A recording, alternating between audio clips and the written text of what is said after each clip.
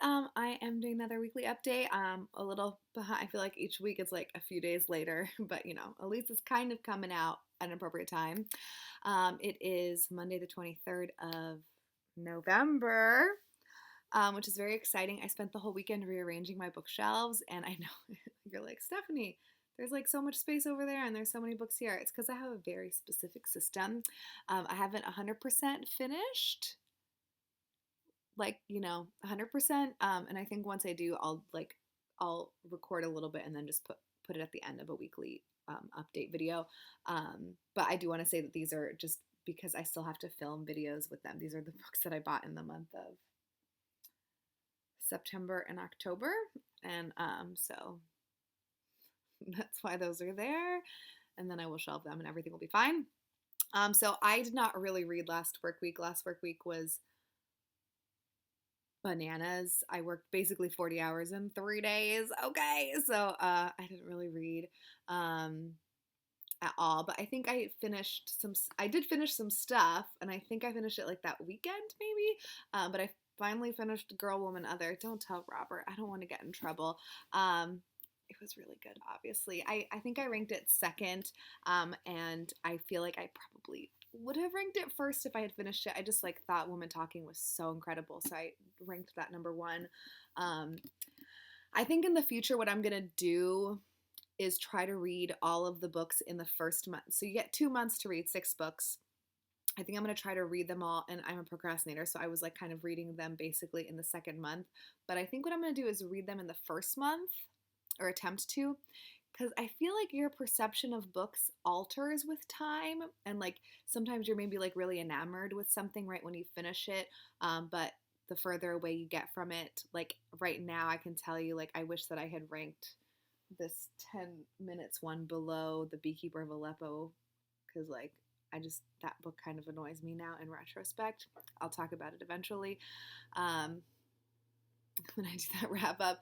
So I don't know. I feel like that would be a nice thing to do, because then I think you'll have a truer kind of idea of how you want to rank books, as opposed to the one that I finished the soonest, or the one that I have just finished is the one that I might rank the highest, if that makes any sense. Anyways, I also finished The Best American Non-Required Reading, finally. There were some, this last one was a doozy. Okay, so I read 3 stories from it, or I guess pieces. The first one was The Promise of Something by Cheryl Printup, and I just don't really remember that one at all. Oh, yeah. Okay, that's always fun. You're like, oh, yeah. Basically, a young girl gets bought by her grandparents. So, the mom sells her daughter to her grandparents. I feel like sells her daughter is a wrong terminology, but the grandparents give the mom a bunch of money so that they can have custody of the grandchild. So it's kind of this grandchild, trying to figure stuff out, and thinking about her parents, etc. And then I also read Full House by David Sedaris. Oh my god, that one was also bonkers. That one was in an Esquire. But yeah, that was about him having a sleepover with some boys.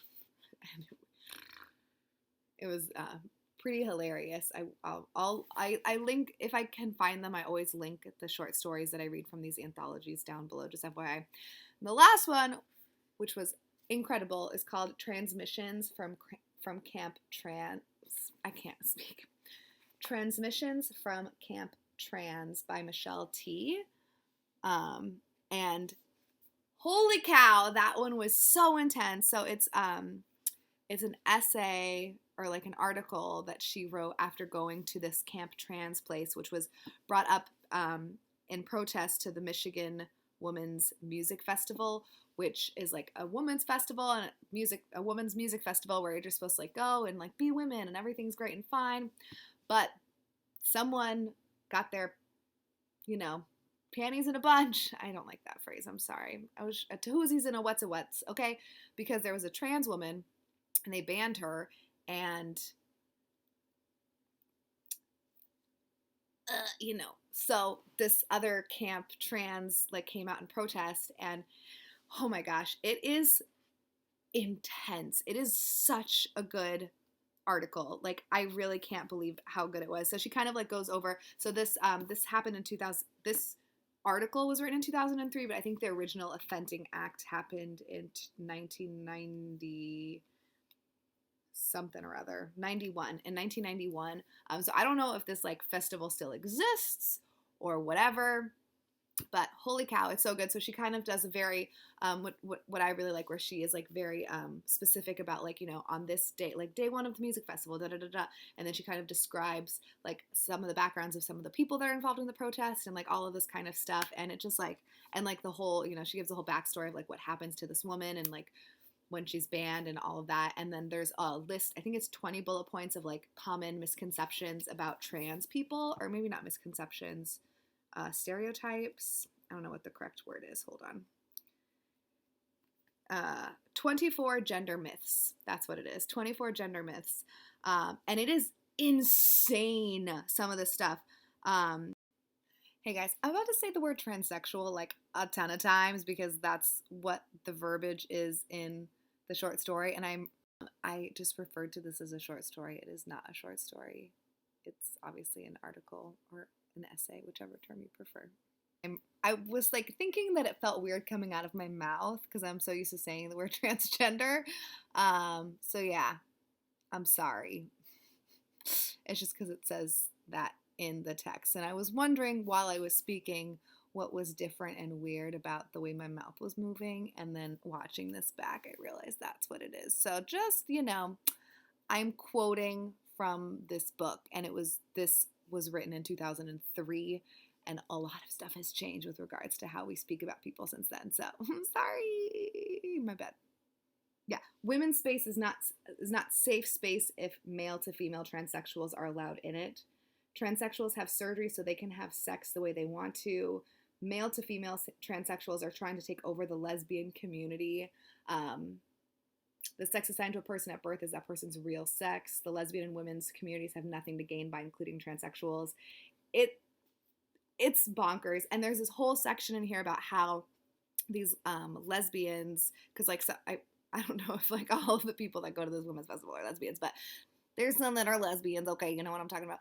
And how they have like this, like, not sexual fixation, but like basically female to male transsexuals are like much more accepted and like kind of fawned over a little bit, and like are viewed as more like having more worth. Basically, male to female transsexuals have like no fucking respect, and it's like, ugh, so infuriating to read. Like, obviously it agitated me reading it, but it was also just like so interesting because I've never even heard of this festival or this like protest group or whatever. So it was really, really, really interesting, and I would 100% recommend reading it. So I'm gonna link it below if I can find it. Hopefully I can. I should have looked it up before I started filming, but that's okay.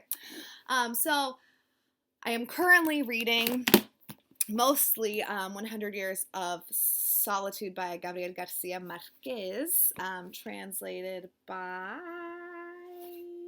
Gregory Rabassa. And I opened up a beer against my books, and now I've got like this beer splatter on my books, which is really cute.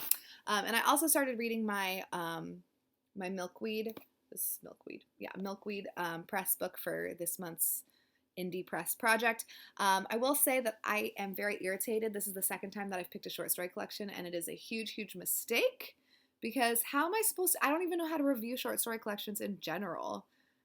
Like, am I supposed to review each individual story, which I do with these, but I feel like that they're like different people and like different stuff. It makes more sense than like, so I'm kind of frustrated with myself, and I'm wondering, no, there's not enough time for me to get another book. Darn. But I am enjoying this.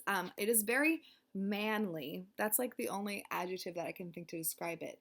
It's like 1950s manly. I don't know when this was written, but that's like the vibe that I get from the book, which is kind of weird, I guess. It's published in 2014, so, and the guy does not look that old, so he probably looks like he's in his 30s. I don't know. So yeah, I am enjoying this too. And then I did also want to mention, I got my, I'm subscribed to a couple of boxes, just a few, mostly like paper goods. I'm subscribed to this British paper, oh my gosh, I'm subscribed to this British stationery box called Paper Gang. And so each month they have different designers and they design different stuff. And, you know, I just like paper goods basically and cards. I like to send people cards. And I just wanted to show off this cute little notebook. Can you believe how adorable? So I think Oh Dear is the name of the company that does the subscription box. But it's so cute. It's just a lined, like, plain notebook. But I'm in love with it, and it's so cute and tiny. Now I have to think of like the perfect thing to do with it. I don't know. And the name of the people that created this, their company is called Papio Press. So I'll try to link that down below too, because oh boy, I mean, how cute is that? Do you guys see it though? It's so cute, so cute. And yeah, so they gave me some cards and like a little notepad too. So I just love paper goods. I guess that's it. I don't know. I don't know why I'm trying to make this longer. I don't have anything else to say. I was going to try vlogging again, and then I kind of got over it, especially because I'm not doing absolutely anything. I'm not even reading, so the vlog would be me playing video games, my little Nintendo DS, or watching Lost, or Ramsay's Kitchen Nightmares, which isn't very entertaining to anybody, is it? Nope. Not even watching it is entertaining, but I'm still doing it anyways. So yeah, I hope everyone's okay and that you're doing well.